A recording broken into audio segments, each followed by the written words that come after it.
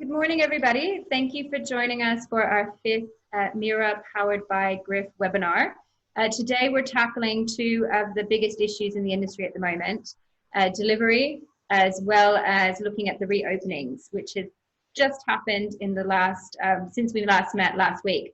So a lot's happened since last week's webinar, and we thought it'd be a good idea to bring on some operators, as well as the media. So we've got Samantha back as well, Simon moderating, and we've got Arnel as well as Natasha from Tashas to talk you through what's going on the delivery front, as well as the reopenings that are happening at the moment.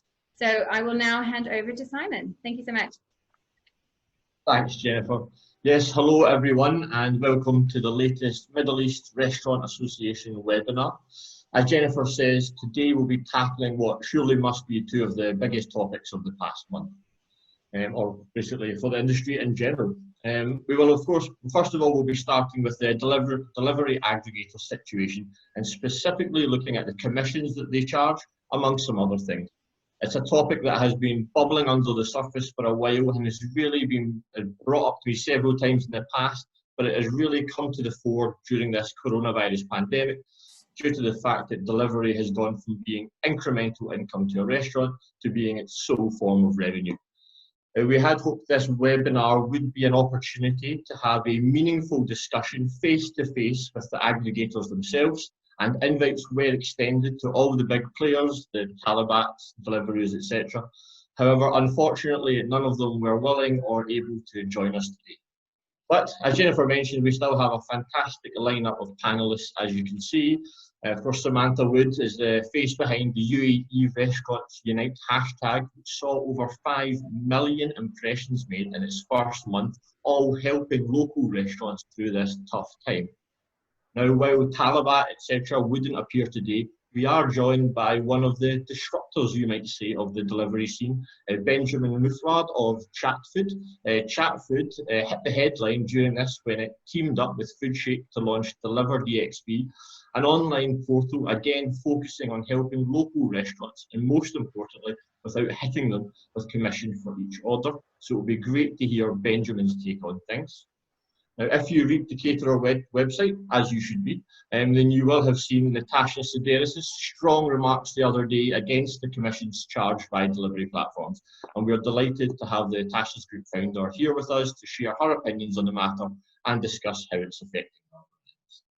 And last but certainly not least, Arnel of Bull & Roo, which operates a number of very well-known brands across Dubai, including virtual brands solely for delivery. So it'll be great to have his take on the situation and what it all means for him. Now, the format of today's webinar will be fairly straightforward. For the first half or 40 minutes or so, we're going to try and focus on the delivery issue. We have a number of questions already for the panelists, but we encourage everyone watching to please use the Q&A section at the bottom to enter yours, and we will absolutely try and focus on the things that you want to be covered. Once we're done with delivery, if that's possible, we're going to spend a bit of time discussing the reopening that's currently happening. We'll ask our restaurateurs on the panel how they're going about it, and what it means for them in their business, and what they would like to see happen going forward. So again, if you have any questions regarding the current opening situation, please send them through using the Q&A panel just at the bottom of your window, and we'll put them through to the panelists. Now, let's get down to business. I thought we'd start with Samantha as the voice of the people, and having set up the UAE Restaurants Unite hashtag. Great if you could perhaps give us a bit of context into the anger that's happening around delivery commission and just what it means in particular to small independent restaurants in Dubai. Thank you, Simon. Good morning, everyone. Well, as you quite rightly said, all F&B operators are suffering. With delivery, their main source of income, even now with the possibility of reopenings, it still is. But the aggregators are benefiting because aside from supermarkets and a few restaurants that are open for dining, they are the only other means of food distribution. And we're seeing high commissions by as much as 35%.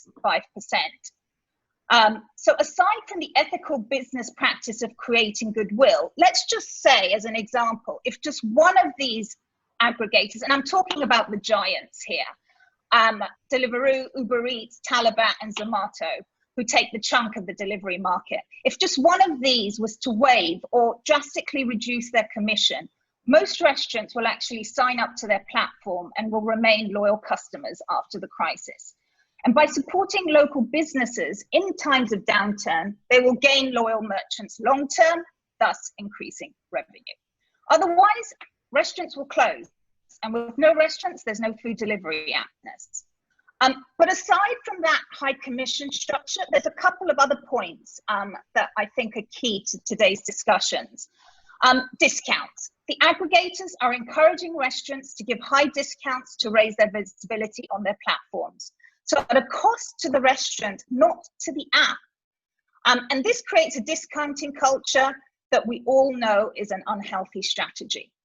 Secondly, with some aggregators, restaurants have the choice of taking their last mile delivery option, what is commonly known as the full stack, or alternatively, only ordering and payment, which attracts a much less commission at typically 8 to 10%. Now, with other apps, they can only take the last mile option. So unless restaurants opt for last mile delivery, their listing sits lower on the app, and they are forcing restaurants to take delivery, charge high commissions, as opposed to just ordering and payment with less commission. Yeah, basically the general consensus is that the food delivery apps aren't playing fair, and they are kind of trying to take advantage of the situation. Let's just try and get everyone's cards on the table then. I'll come to Natasha first. Obviously, I heard from you earlier in the week. In terms of aggregators, you're new to this delivery model, and it's not something you had done before.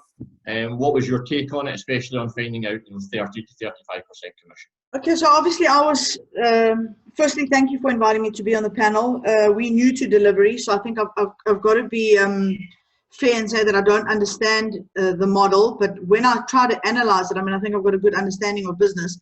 It really doesn't make any sense to me. I have to say that I was shocked when I saw what the commissions were. We were offered a small discount for joining. We had no other option but to go on deliveries. I have always resisted any of my brands being on the delivery platform, but you know, when you're coming to surviving and your business needs the income so that you can keep some staff on board, you really have no other option. So we've been put in a corner, and then as you start doing the turnovers and get excited about what type of turnovers you can do, you realize that, you know, let's assume you were doing 200,000 dirhams turnover, 60,000 is going to go to the aggregator, and in the current situation, yes, there'd be a small margin for us, maybe 10%, but that's because we're not paying rental and we've cut staff salaries and we've cut staff substantially. If you now go back to full trade and you continue with the deliveries, you actually make a loss. In our business, it's a loss, and that's quite sad, because we would like to continue with deliveries and be able to offer our product to the customers, but it makes no financial sense. So while I don't understand the deliveries business model, for me, it doesn't work, and it's not a model that it's sustainable for my restaurant. I just can't continue with the Deliveroos or the Zomatos of the world or the Uber Eats of the world, not here or in South Africa. So yeah, I think it's just too steep. I also, Tom, just on that, and because I don't want to talk too much, but I think that I don't understand the commission charge. So Samantha lives next door to Simon, and Samantha orders 1,000 dirhams worth of food because she's having a party, and Simon's ordering $100. Why do they have to make a com on the size of the baskets? They're still going from point A to point B. So that's also confusing to me. And again, I'm new to the delivery market, so maybe I don't understand it as much as I should. But those are the two things that are just completely, I just don't understand it. It's the same expense. They're doing the kilometer rate. They're picking up the food from the restaurant. They're going to the same place. Why is there commission on the size of the basket? So, Natasha, I'm happy to give my point of view there. But I think if you want to understand this commission structure, you need to go back in time and understand how it all started. So if you go back like 3-4 years ago, and you take a normal restaurant on a normal evening, maybe he will do like 20 meals, and he will serve 20 meals in his restaurants. But his kitchen could eventually prepare 10 more meals, right? And then the aggregator came in and told this kitchen, say, listen, you can prepare 10 more meals. So why not you list your restaurant with us? And we are going to get you through deliveries these 10 extra meals. And for that, you are going to pay us 30%. 3-4 years back, it was a fair and it was a good value proposition. I already had my cost in my dining restaurants, and someone would offer me to get like 10 more orders, and I would pay 30% for that, but it will be like pure additional revenue for me. So it will be fine. It will make sense in terms of finance. The things that, and then on the aggregator side, they have built their business model with these 30% commissions. So they have invested a lot on logistics, on marketing, on technology, because they had this 30% margin on every order. The thing that changed is that quickly enough, these 10 orders became 20, 30 orders. And the 20 meals that you were serving in your restaurants became 15, 10, 5. And so the whole structure of cost started to shift and to change. And from something that was acceptable to pay 30% for a small part of your business that was pure incremental, it became 30% of your core revenue structure. And as you said very well, then in that case, when you add on top the salaries, the cost of food, the cost of running your business, you don't make money, and it's not possible anymore. That's why we strongly believe that there is a need now to build a new type of model that still offers this convenience to consumers, because at the end of the day, let's be honest, consumers are going to keep going on delivery, and delivery is here to stay, right? So there is a need to offer this convenience and this amazing experience also, because if we are honest, it's great as a consumer to go on an aggregator app and order food for delivery. It's a very nice process. It's smooth, it's easy, and it's transparent and so on. But you need to build a fair model for the restaurant so that they can include that into their cost structure, and they can still make money and survive and grow with this new shift of probably a majority of your revenue coming from delivery.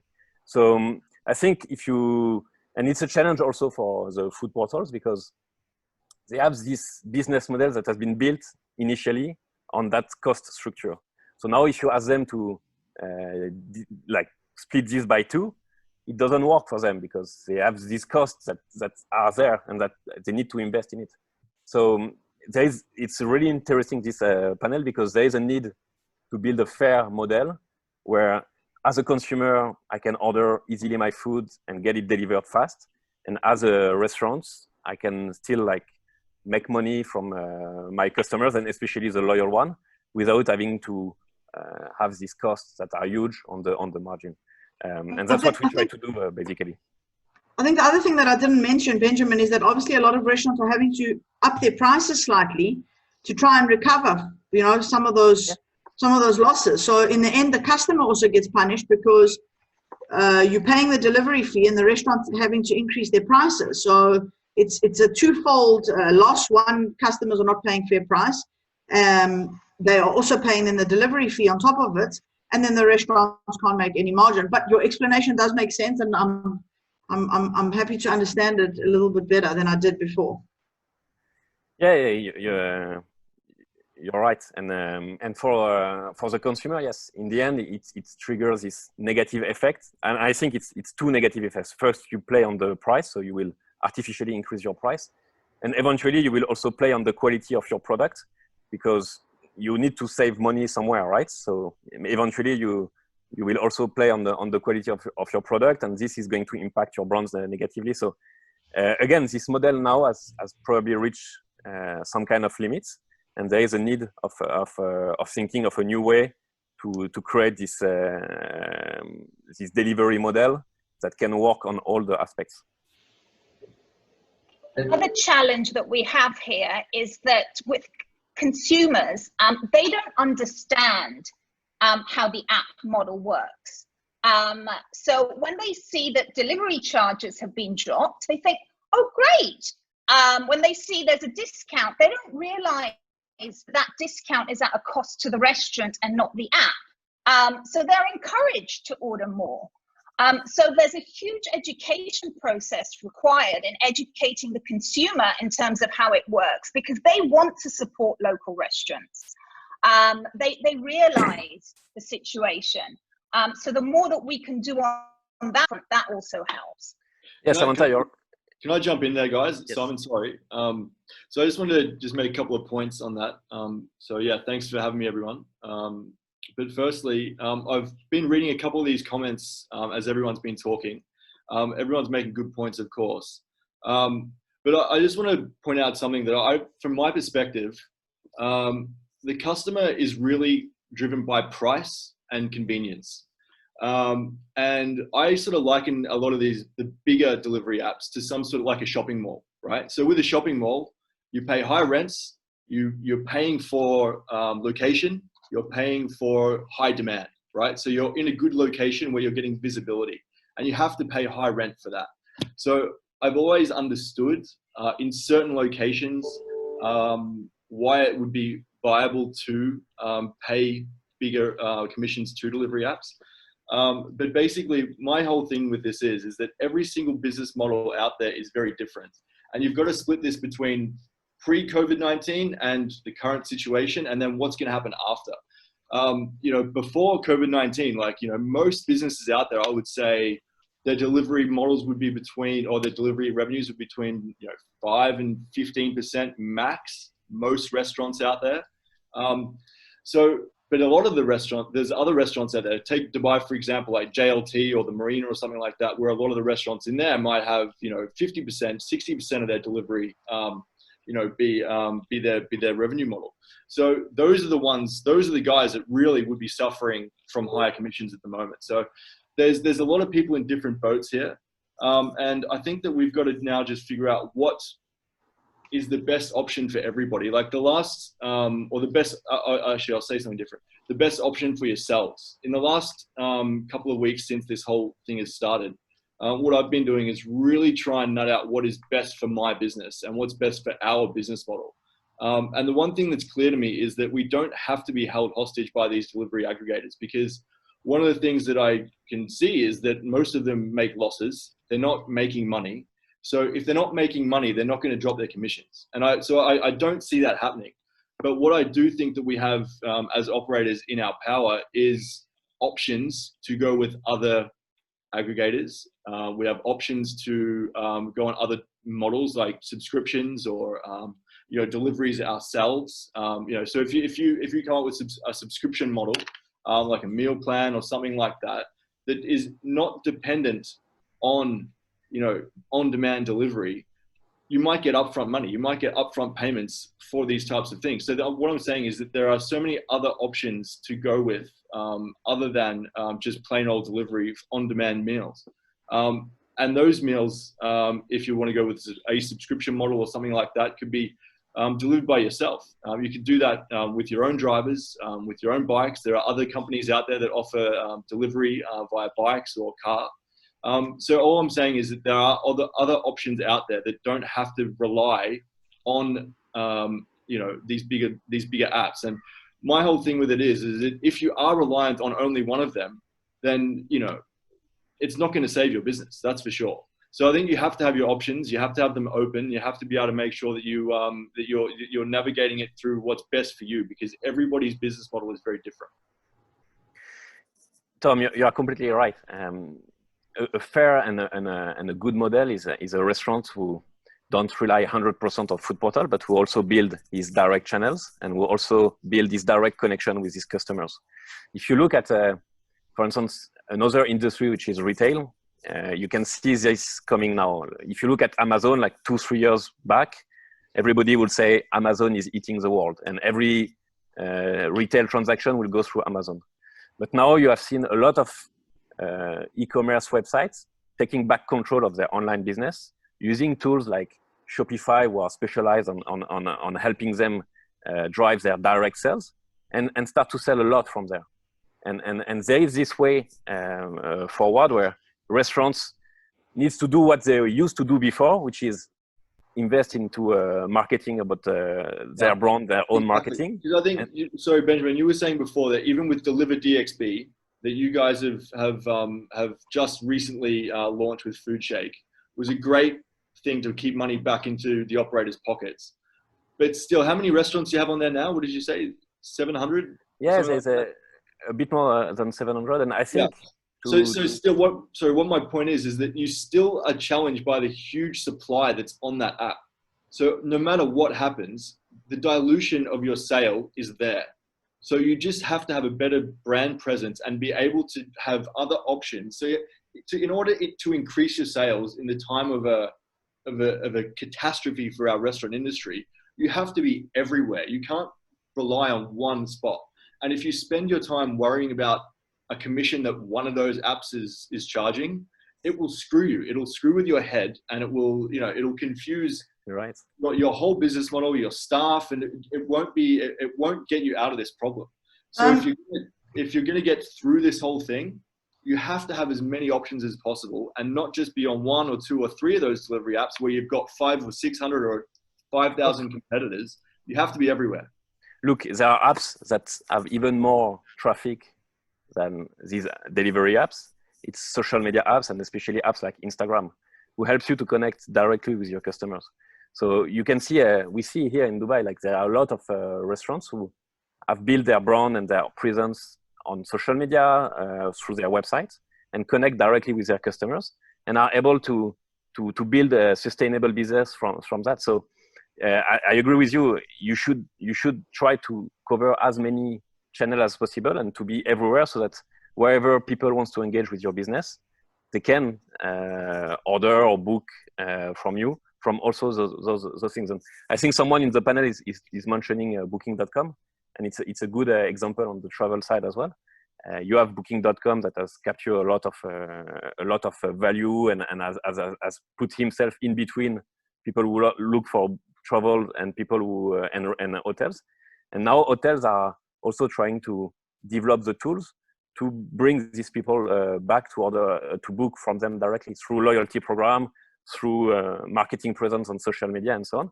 And it's very important that restaurants also like do that and invest this time and so on into building their own brands and building their own presence, so that they are not only reliant on food portals, but they can also like develop their brand by themselves and through the tools that are there already. Guys, if I can interject, I think Tom, Benjamin, you guys both make good points, but I think we're not all in a position to be seasoned restaurateurs who know how to take advantage of the various systems, who don't maybe have a big office behind them. Tom, you've got a couple of restaurants. I own 24, so I've just come onto the delivery apps, and because I've got a big team and we can put some money behind marketing and we can look at various options, I think that we've sort of got a responsibility during this time, and you're quite right, to look at your own business model to effect change and see what you can do. But I do think as some of the bigger players in the market, we do have a responsibility to try and guide and also to try and get some pressure on the bigger aggregators to help the smaller guys, because it isn't only about our survival. And I think it's something that we've sort of got in my mind, a responsibility to put a bit of pressure on the delivery apps, because if people like me, you, Tom, all of the bigger guys do put a bit of pressure, we've got a chance not only to help ourselves, but to help the smaller restaurants who may not have the skill, the money, and they're basically at the mercy of the bigger delivery apps. They need to be with them. They can't pivot the way we do for whatever the reasons are. And I think a lot of people are desperate and looking for help and guidance. So I certainly think, again, I've seen in some of the comments who say that aggregators are not making money. Yeah. But again, I don't understand their business model. So yes, I will try and do something else. But surely during this time, they could, if someone like, sorry guys, it's slipped my mind now, Kareem can drop their commission to 0 now, surely the other guys can follow, or drop it to 15%. I'm not sure what the drop was. Yeah. Or places like Qatar, where they've been forced through legislation to drop their comms to 19%. Because as Benjamin says, it is easy, it is convenient, it's great for the customer, they go onto it. So surely there's a win-win for everyone. Yeah. Natasha, I think it's definitely possible for them to do eventually a temporary reduction and to do something like right now to support the restaurants. But again, I think it's important to look at it on the long term, and definitely on the long term, it's not something that can be sustainable. And on the other hand, restaurants needs to find a sustainable way to grow their business through delivery. So that's my point about like trying to like for restaurants to look for other options is of course you want to work with them because they are adding some value, but you should not be 100% only with them, and you should also like build a good balance. I was talking about the right balance at the beginning, about like 20 dine-in and 10 extra orders. And now in this new world of more deliveries, you should try to rebuild a split that's similar to that, with like maybe 20 orders that are commission-free, that are direct to the restaurants, and another 10 of new customers that brings that these apps are bringing. And then here everybody will be happy and everybody will work together. So yeah. I completely agree with you on the short-term support. It should happen. Then I think it's also important for restaurants to think about the long-term. How do they adapt their model to this new situation that's probably here to stay? Obviously, I said what you've been doing with FoodShake and Deliver DXP has taken a lot of attention. And obviously it's something that people are looking towards doing rather than giving their commission to the big aggregators. But perhaps a lot of people don't understand exactly what it is ChatFood does differently. Can you explain exactly what ChatFood does differently from the big aggregators and why it works? And maybe give us an understanding of why they aren't doing similar to you. Yeah, so basically we are a commission-free ordering platform for restaurants. So what we do is that we help restaurants to get orders from their direct channels, from their website, from their Instagram, from their WhatsApp, from Facebook, from everywhere where their customers can engage with them. And we bring them all the tools so their customers can have the same ordering experience and on food portals, but directly with their brands. So we provide them, of course, like ordering tools that they can connect to their direct channels. We provide them like payment tools so they can capture online payments. And we also connect them with a network of delivery companies so they can deliver the food fast and offer that transparency to restaurants. Because I think, as Tom said, for instance, Deliver DXB has had an amazing educational impact. We could see in the feedback that people were giving that they want to support local restaurants and they wanted to go on that platform to find out which restaurant they could order from to support them. And you have a fair amount of people who are sensitive to that. But the truth is, as Tom said, most of the people are first sensitive to price, discount, and second sensitive to convenience and time of delivery. So it's not enough to just say support local restaurants. You need also, when they order from these local restaurants, they need to have an amazing ordering experience. They need to be able to place their order easily, and they need to get their food fast. And so basically on our side, we try to build all the tools so a restaurant can offer that to their customers. So then they can capture, especially at the very beginning, the loyal one, which are the most important for a business. And eventually after expand. So we also offer them like marketing tools so they can grow their business. That's in a nutshell, how we help. And then you use a third-party delivery company, Rider or One Click or whatever. Yeah, exactly. We are integrated with those companies, QuickUp, One Click, Currymbox, Ghibli, and Corio, and all the ones that are present in Dubai. And as a restaurant owner, you will receive a new order, let's say from your Instagram. You just accept it, and then those companies come, pick up the food, and deliver it. And on the process, they also share the live map of their driver to the customer. So me as a consumer, I can track my order the same way that I would do on Deliveroo. So at the end of the day, if you offer a nice ordering experience, transparency on the ordering process, and then as a restaurant, you do a little plus, you create a connection. Like as a restaurant, you get the data of your customers. You know exactly how many times they have ordered from you.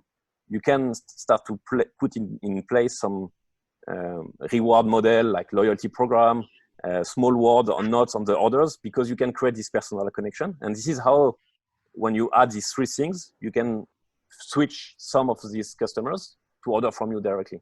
Because at the end of the day, as a consumer, if I can order directly to the restaurants and I get rewarded for my loyalty and I get my food fast, I'll do it. Everybody will want to do that. So is the thing then not to sort of be pushing, trying to get customers more and more onto ChatFood and those types of apps. That's where the education's got to be. So obviously everyone's gotten used to the deliveries, the Deliveroos and the Zomatos of the world and the Kareems of the world. We've got to be encouraging our customers to start ordering through this app that you're talking about, or similar ones, because that's really where it's going to make a huge difference. So can I just jump in as well? I agree that it's going to make a big difference. I think that, as I said before, like for me, it's all about making sure that you have options for people all over the different resources within the market. So if basically I'm on ChatFood, if I'm on Zomato, if I'm on Deliveroo, if I'm on Uber Eats and whatever, I will eventually get more market share by being on them with low value incremental revenue, right? It's all low value because we know that we're not making a huge profit from these orders, but at least the money is coming in. See, I find that a better scenario right now because especially during COVID, right? Where every bit of money that comes into my business is there for paying staff and suppliers right now. Like that's what we've got to do. All the other stuff we can sort of move away and whatever. We've got to be responsible to make sure we're getting as much money into our staff's pockets as possible. Because these are the people that essentially run our business. As soon as we reopen to full capacity, we're going to be, relying on them to come and, bang, straight away, guys, right, we're open at 80% now or 50%. We're going to need to rely on these people. So every bit of money that we have coming in is super important. But one of the things that I've been doing as well is trying to figure out how to go direct to customer. And one of the things that we're doing is I've turned all of my my 7-8 brands on my Boolaroo website from normal blog style websites to now e-commerce Shopify sites where I'm going to be ordering, where customers can order direct through our websites, and then we can deliver directly to the customers either via our own drivers or via other delivery partners, that just service drivers. So it's all about having a big mix of revenue income. Some of it might be low value, some of it might be high value, but from like my advice to most people out there would be, you've just got to have the options. Hopefully, as more delivery aggregators come onto the market or come into the market and they start to, tussle and fight for market share, they'll eventually drop the price, right? I've been talking to a lot of the delivery operators around town over the last couple of weeks, even at the very start of this whole thing, when it first started to look like there was going to be some real issues here, mid-February to late February, I was calling around to see what I could do about accounts. No one was listening. So I sort of dropped that ball and I was like, okay, what I've got to do now is figure out if they don't drop our business model, what is going to save the business? What is going to save that next job for a staff member who really needs that money? And it's about having a spread. And it's about having market presence in as many places as possible for all of your different brands. That's my... Tom, can I ask you, with having the spread, don't you find that it's more weighted towards the apps that are known, so that then the spread's sort of skewed? So when you're doing that and you're with Uber Eats and Deliveroo and you're doing your own, what proportion would you say still goes to the bigger aggregators? 70%, 80% still through them? It's still a big amount. But the point is that, as I said before, any money at the moment is good money, right? That's my whole thing, is that you've just got to find ways to bring in whatever you can. So having the options, it works for our customers, and we're obviously learning every single day about what to do and what not to do, and how to ensure that we're being doing the right things. And it's honestly, it's a very confusing time for everybody. Nobody knows what is right or wrong, but you've just got to get out there and try and hustle and not worry about what you think or you perceive to be. Because I've seen a lot of people get really worked up about this.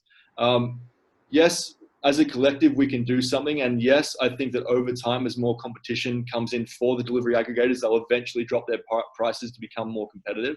But right now, it's about focusing on your own business and making sure that you can make money in whatever way you can. Okay, just to add, I think it's the ideal situation, obviously, is for everyone to be able to build their own online presence so that people can order direct. Now, the challenge is that looking like in Natasha's case, you have a lot of licensed restaurants that are having to resort to online and deliveries for the first time ever. And you also have all these mom and pop shops across town that form a huge chunk of the 11,000 restaurants that don't have the facility and the to be able to do that. So I really do think the next stage now is to lobby the government to cap commissions, like we've seen in the US, San Francisco and Seattle at 15%. Even in Qatar, it's happened. Yeah. We've all tried our best through everything that we've done, either restaurateurs, media, we've all lobbied the apps in some form or another. So for the future of this industry, because this isn't going to go away, delivery is going to become a huge chunk of a restaurant's revenue moving forward. So we need to find a long-term solution here as well. I just want to just make a quick point there, right? So if you can imagine that a restaurant's model, I'm talking like broad figures here, because I know everyone's business model is different. I need to I think that's a point we need to keep stressing, is that everybody is different here. So like, you know, like Natasha, if you delivery now for you would never save your business if it was going to go under, right? It couldn't even come close to doing that. But for others it may, right? So if you look at percentages, basically rent would be 20%, OPEX, generally is about 25%, food costs are about 30%, delivery up, if we take an average of 30%, right? I just don't, that means that every transaction that you make is a loss-making transaction. Correct. So, as I said, every time you make that transaction, it is low-value incremental revenue that can just help your cash flow, right? But it's not going to save you. But if you're losing money, sorry, Tom, I'm just going to interject. If you're losing money. What I'm saying is, if you don't like it, log out. Don't be on there, right? There are other options to make money. You just have to be creative. Which is what, exactly. Find the ways of getting around this. Yeah. And yeah, because obviously, if you can't sustain every transaction being a loss-making transaction, and you just be on there for marketing purposes, and you just be on there because it's low-value incremental revenue, that is not sustainable. So what I'm saying is, I'm just trying to say, you've got to have loads of different options, and don't wait around for government intervention or something like that, which might take years. It's not sustainable. I think those two things have to go hand in hand. I think because now we're exploring other options, and of course we're going to look at ChatFood, and we've been looking at another app, and we certainly have already told, because we're only on Deliveroo, we've already told Deliveroo that if they don't drop their comp, we are actually leaving. It's just going to be a process, a week or two, and then we will log out. Because it's one thing to have a couple of losses, but then to sustain losses and then compound losses, it just doesn't make any commercial sense. It's commercial suicide. So I agree with you, but I think at the same time, even though I may have that option and it's easy for me to move away, and I'm getting a lot of orders and we have a big following, so we do have a loyal customer base and a lot of people order from us, a lot of restaurants don't have that option. They need the bigger aggregators for the advertising because they're not that well known. So, they are forced to be there. And again, I say, I think we have a responsibility to, while we're shifting from those things and logging out, Tom, and moving to other options. And I'm brand new to the delivery game. This is like 5-6 weeks.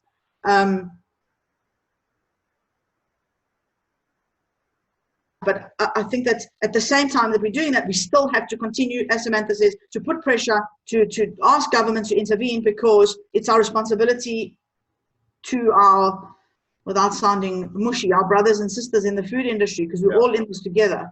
And I think that the more things that we can lobby against collectively, the more voices are going to be heard, the bigger chance we have at success. Whatever that success is, whether it's a 5% reduction, 10%, 15% reduction, but we're helping everyone. And in the long run, it's going to help all of us. Yeah. Okay. So I agree with that. I just wanted to, I saw someone come up there with a question about for the small operators, there isn't any options, and people are only there for their, the exposure might be the only way to make be their only way to have a digital presence. Yeah. That's very true.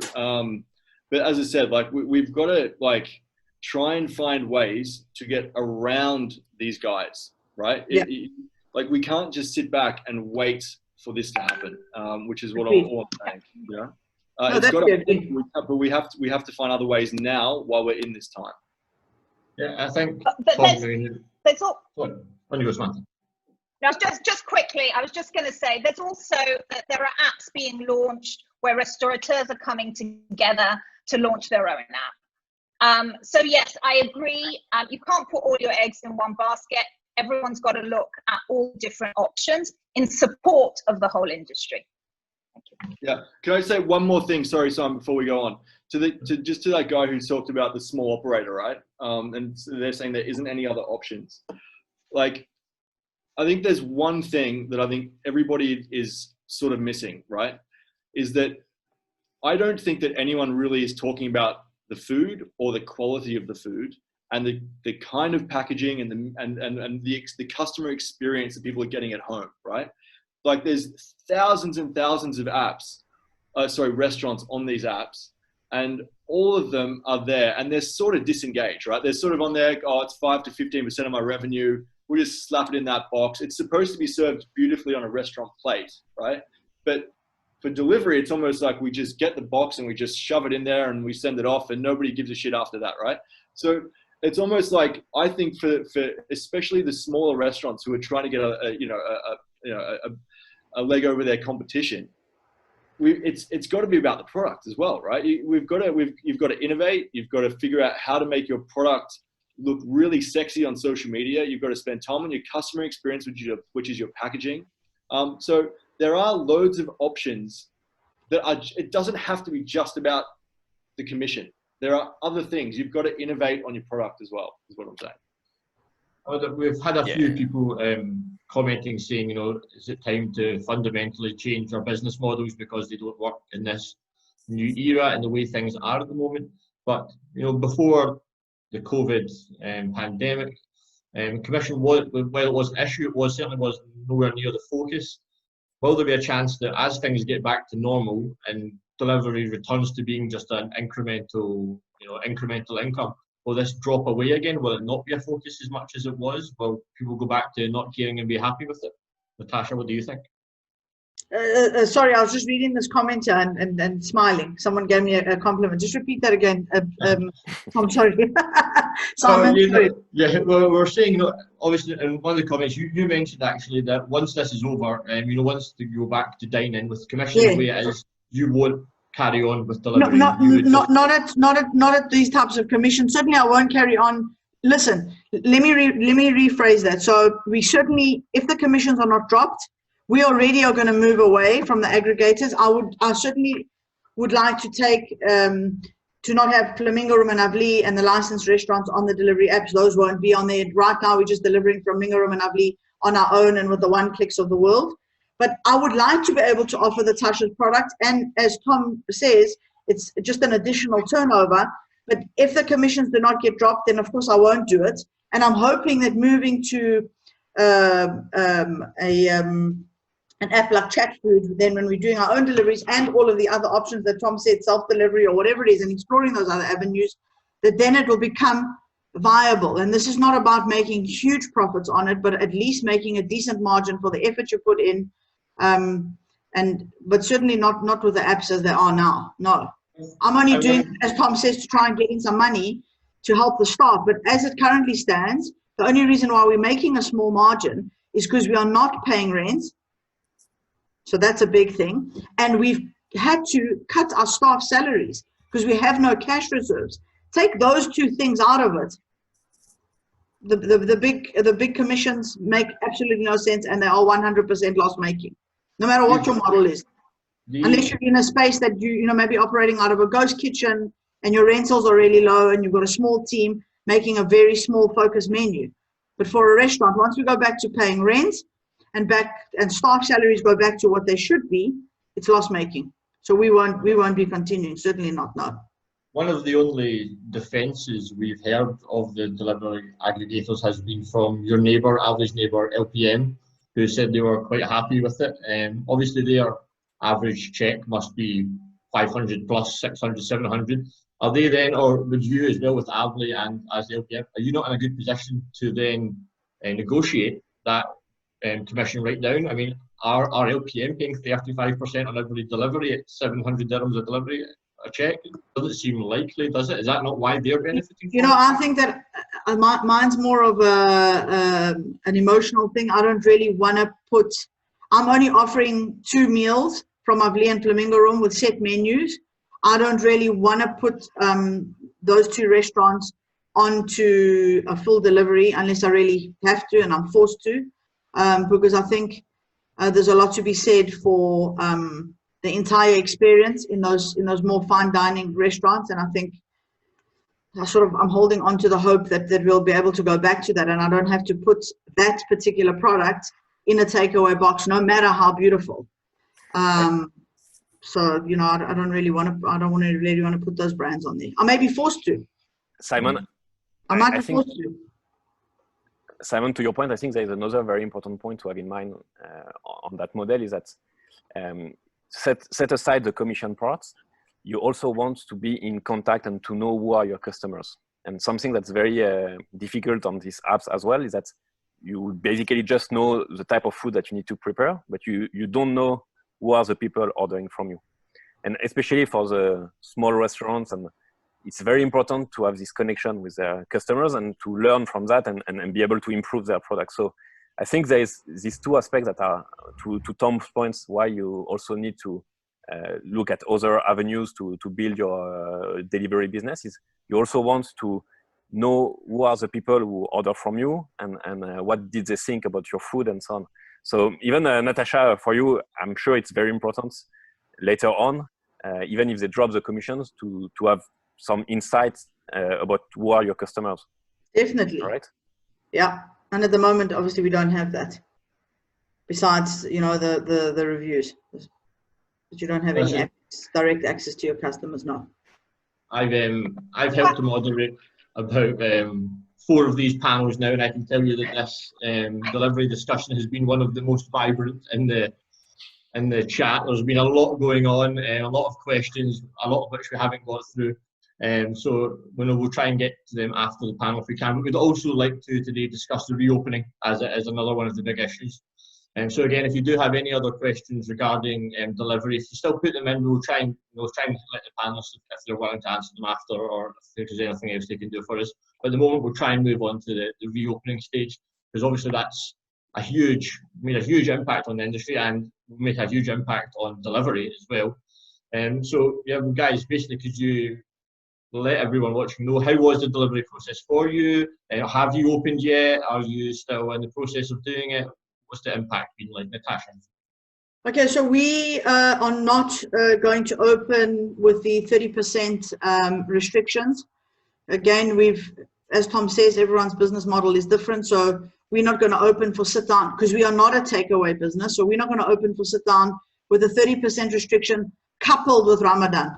And all we did was take a simple exercise. Ramadan's already a tough month for anyone to make money, you know, let alone break even. In some cases, you're losing money over Ramadan. So we've taken those numbers and then applied a 70% reduction in turnover, still kept our staff costs quite low, and we're still coming out at a loss. So we won't be opening Ramadan with the 30%. We're busy running the numbers to see if it's viable after Ramadan to open with 30%. So we're running our models at 30, 40, 50, 60. And as soon as we can break even, so Simon, it's not about making money. The minute we can break even and we are not incurring losses and we don't have to sustain those losses, because where are we going to get this money to sustain these losses? It's an impossibility. But the minute we can break even, and that helps our staff, of course, and make sure that we can keep our staff on board, and we are then able to give our customers our product and served in our restaurant, then of course we'll open. But it's all going to depend on where that break even is. So for now, we are not opening any of our venues with Ramadan coupled with the 30%. We will then take a look at what the numbers are with just the 30% trade, and then not having the limitation of the Ramadan. Because don't forget, most of our diners in Ramadan are coming out after 10 o'clock. So it's Ramadan plus the curfew, plus the 30%, plus the 2-meter distance.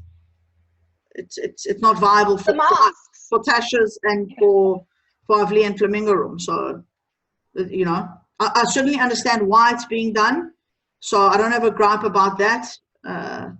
You know, we've got to try and contain the virus. It's just a matter of when does it become viable for me to open the business. And with Tom, I understand you have opened most of your venues now? Yeah, so we've got, most of my venues, I've got 6 venues. So 4 of them are now open. So Tom and Serge, 30%. Some of us is open at 30%, Common Grounds in Mall of the Emirates at 30%, and also Common Grounds in Almas Tower in JLT, and also all of them doing delivery, of course. It was interesting. The uptake in the first weekend was okay. People were definitely coming out of their houses for sure. It's been slow, but been surprisingly okay. We're doing all the things as per the government's regulations. And I got to say this, one of the things that I was actually really impressed with was, I think it was on Thursday evening, the night before Ramadan, the reopening of Dubai sectors guide came out from the government, and was super clear. I was impressed with the clarity, the leadership, and all that sort of stuff that actually came out from them, because I've heard some things about confusion and what you can do and what you can't do, but it is black and white in this reopening of Dubai sectors guide that I'm sure everyone who's on the webinar has it. If you haven't, you need to get a copy of it. It was sent out very late on Thursday night. I got it within a couple of minutes of it being sent out. It was shared all around WhatsApp groups and everywhere, and on emails, and it was sent out directly from DED, I think. But yeah, that guy was super clear. From my perspective, we have to, I think you've got to do whatever you can at the moment. Obviously you've got to do it with, keeping people safe, keeping staff safe, is our huge priority and our major priority, to ensure that there is 0 infections within the company, anywhere. So yeah, it's just one of those things. Hygiene is an absolute necessity. We've got to be super strict on it. So if you get temperature checked when you come into our restaurants, please, it's something that's happening in all the malls and everywhere. So we're doing the right thing and trying to, ensure that our staff are wearing gloves and masks and all that sort of stuff, and sanitizing every little part of the restaurants. But as I said, from my perspective, any money at the moment is good money, because it goes straight to staff. This is a global catastrophe, where so many hospitality staff around the world are just being cut, losing jobs, getting 0 support from other governments or whatever. There has not been a heap of support yet here, but what we have to do is try and give as much back as we can to our teams. And I'm all the stimulus package that the government did bring out has a trickle effect. So although it's not directly to all of us, obviously it goes to banks and big corporates up there that can then trickle the effects down, and we can delay payments and all that type of stuff, which was what we have to do at this time, is to try and defer as much stuff as we can as possible. But yeah, it's deferred payments, I mean. To landlords and banks and these types of things, which are being very helpful at the moment. So there are a lot of things we can do, but as I said, my priority now is to keep my options open, keep as many revenue streams as possible open, just so that we can keep our staff alive, our company alive, and then hopefully reopen. Obviously, it'll be a new normal afterwards. No one knows what it will look like. But we've got to just continue to fight and be creative with our options, I think. And Samantha, you have your hand raised anyway, yes? Yeah, please. I just wanted to add, from a customer perspective, I did a little poll on Friday, just asking the question, would you choose to dine out when restaurants reopen with restrictions? So this was Instagram and Twitter. About 1,500 respondents, only 60% actually said they would comfortably dine out. I expected it to be a little bit higher. And okay, that was the first day of Ramadan, so perhaps if you did it now, it might be a little bit, or maybe not. But I'm getting so many questions about the masks, and that is the issue for people. How are they expected to eat out in a restaurant wearing a mask? So I think it's not so much the spacing and the 30% of whatever it is capacity. I think once that the whole mask situation perhaps changes, then there might be some more positivity and some more encouragement for consumers to go out and eat. And also the licensing aspect.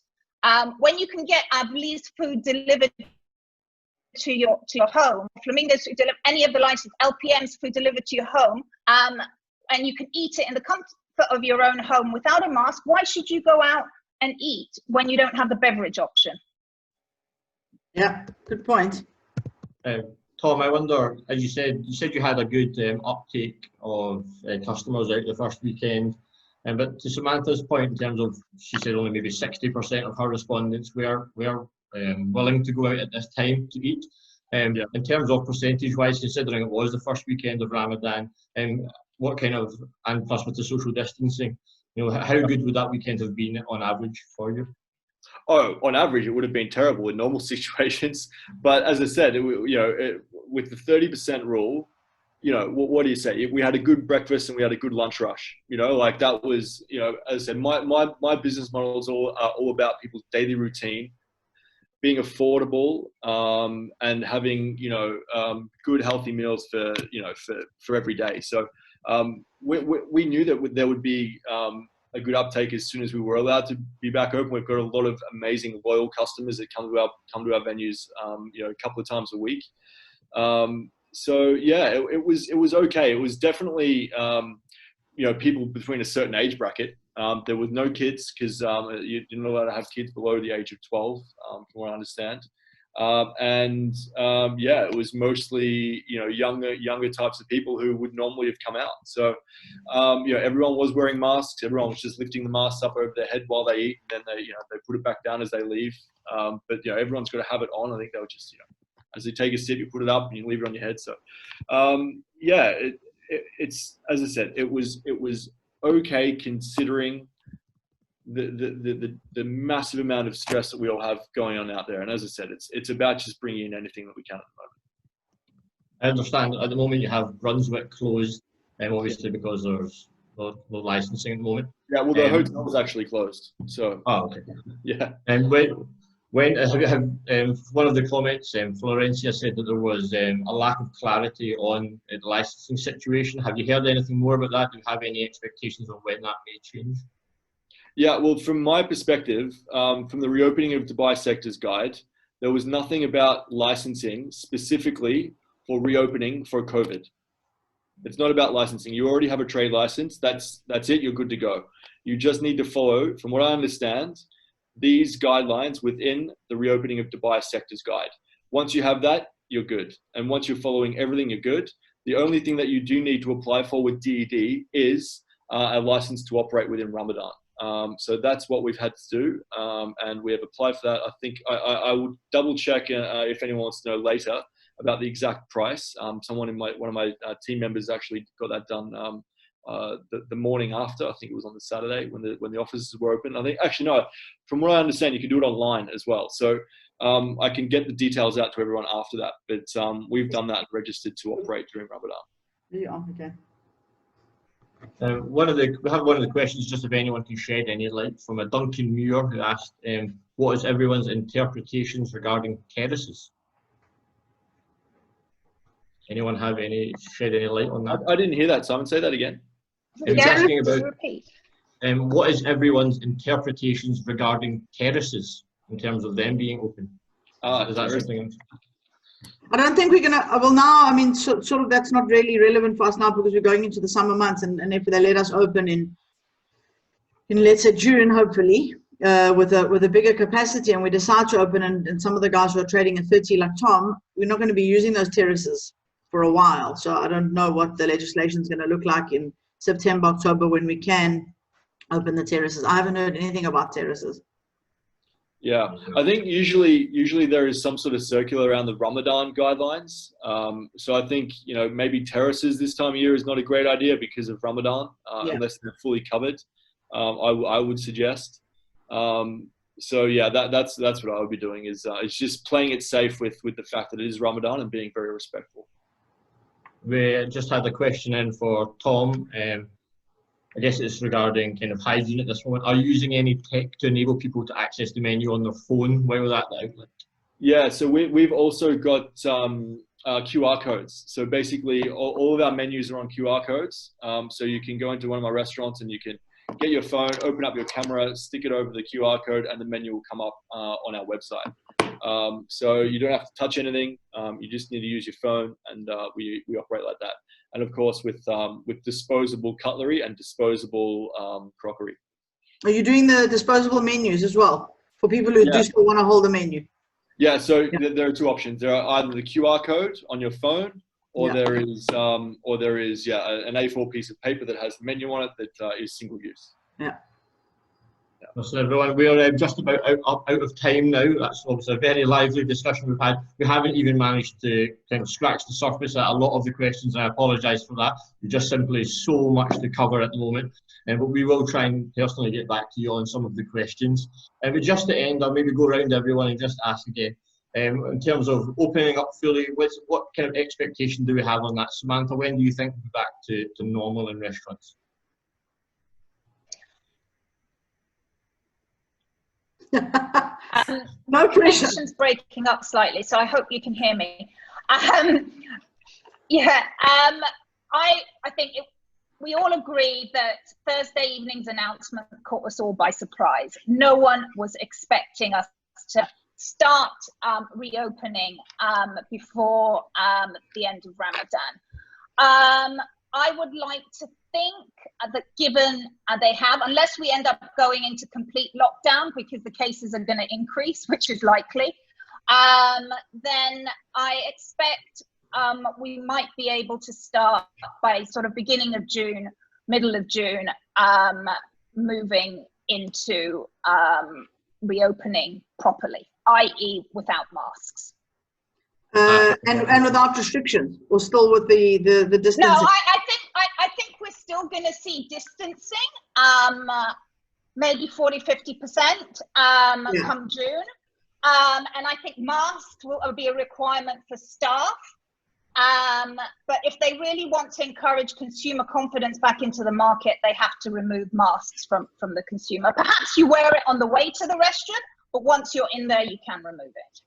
I think, Samantha, just one thing that's really important to note, and it will probably stir up a whole lot of other questions, but it's one thing to be saying we're going to reopen at either 30, 40, 50%, but then we're really going to have to look at the other costs in the business, and one of those big ones is landlords sort of helping us through this time, not deferring rentals, waiving them completely for while we're closed, and really capping our turnover clauses at 6% with sort of no base rental is what we really going to be asking for, at least for a period of time until we're back on our feet, because I don't think it's going to help at trading at 50% and then going back to your old operating expenses, because then you'll really be dead in the water. So we're going to need some more help. Yeah, I agree. I think. Go, Sam. No, I think the second discussion is landlords and rents, but that's for another time. That's a whole different webinar. Yeah, it is a whole different webinar. My perspective is that I think that businesses have to do whatever they can to prepare for this to be longer than August, September. Just to be on the safe side. You have to expect that this is going to be, at least till that time, at least so that you are prepared for the worst case scenario. If it does happen earlier, then great, but you've got to be prepared for it to happen, or for the restrictions to apply way into sort of almost Q4. Yeah, and I think for us to go to back to any kind of like normal in inverted commas, because I think that's going to take a while. I personally think 18 months before we can see any type of normalization. So we're going to need assistance for a while from wherever we can get it, whether that's the comms getting dropped or all these new options for deliveries, landlord assistance, governmental assistance. And I'm also talking in terms of my the other place where I trade in South Africa. We need to be pushing for as much change as we can so we can survive. Benjamin, last word there. What's your expectations? Well, I share what has been shared here. It's it's hard to have a clear idea. So on the delivery side, I don't know exactly. Definitely on the dining side, I heard a lot of feedback from restaurants, yeah, saying that maybe like during the summer or at September, when back to school. Thank you very much, Benjamin. And again, thank you to all the panelists and everyone for joining us for what was a fantastic discussion. Very lively. I hope that helped give some clarity to some of the situations and can help people as they try to move forward from this. So again, thank you so much for joining us. I will hand this back over to Jennifer to finish up. Well, thank you so much to Samantha, Tom, Benjamin, Natasha, and to Simon. This is definitely not the last one of these we'll be doing on the aggregators, I imagine. It is a really hot topic, and I know a lot of people were disappointed we didn't have one of the big guys on board for this session, and we are talking to them at the moment, and hopefully in the near future we'll be able to get them onto a session to put forward their perspective as well, because I think it is very important that it's a balanced viewpoint, and I think we had a nice balanced viewpoint today as well. Now moving on to I wanted to bring up one point. There's been a lot on the chat regarding collective action and supporting the smaller guys and putting the industry view forward. This is very much what we want to do as MERA, and we have actually sent a letter through to the Executive Council raising some of the points that people have been mentioning to put forward the perspective of the industry. We'll keep you guys informed of how that goes. But just to let you know that we very much want to be a voice for operators of all sizes and also for all aspects of the industry. So thank you to everybody who did sign that letter. We appreciate it. And next week, we'll actually be looking at the results of the JLL survey, which we have done in conjunction with them to find out kind of the true extent of the impact on the industry of COVID. And also to look at JLL's research that they have been doing pre-COVID to kind of map out Dubai's restaurant landscape. We'll also be bringing into the conversation let me just look at the job title, basically someone from the UK office to talk a little bit about what's happening in Europe and the UK as well, to get a sense of the global scene. So thank you so much to everybody, really appreciate it. Please feel free to email me at jennifer@themera.org with any questions. I see here that there's a WhatsApp group that's being formed, which is great to keep everybody connected, and we'll be liaising with the organizers of that so we can send through any information or any insights that we get to distribute to everybody. But we will be in touch with the recording of this webinar, as well as information for signing up for next week's. So thanks, everybody. Thank you, guys. Thank you. Thanks, everyone. Great. Thank you. Stay safe.